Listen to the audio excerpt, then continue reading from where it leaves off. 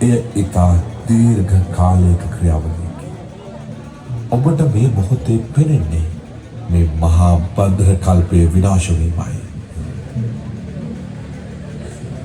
ඔබ සියලු දෙනා නැවත උඩ අහස දෙස බලන්න. මුළු ජීවිතය ඉහළන ලද කුඩයක්ය. අටලෝ දහම එහි එක නනයක්ය.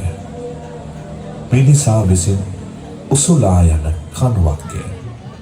මරණය කුඩය අකුලන පොඩි ඇණයක්ය.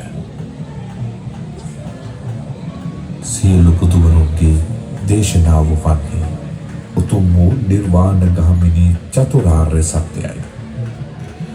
ඉහළ අහසේ ඇති මුතු කුඩයෙන් පෙන්වා දෙන්නේ අටලෝ දහමින් ජීවත් වන මිනිසා ගමන් කරන සංසාර චක්‍රයයි.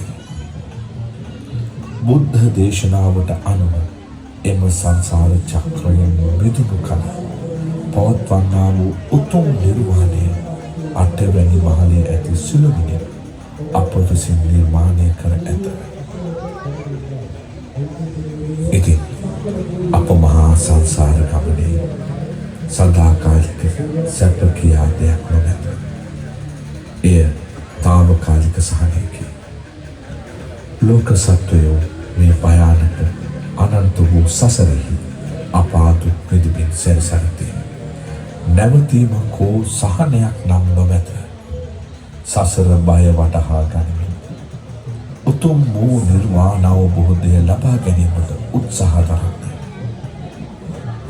සියලු ලෝක සියලු සත්වයෝ නිබ්බාන පරම සුඛයෙන් සුඛිතතර වෙත්වා.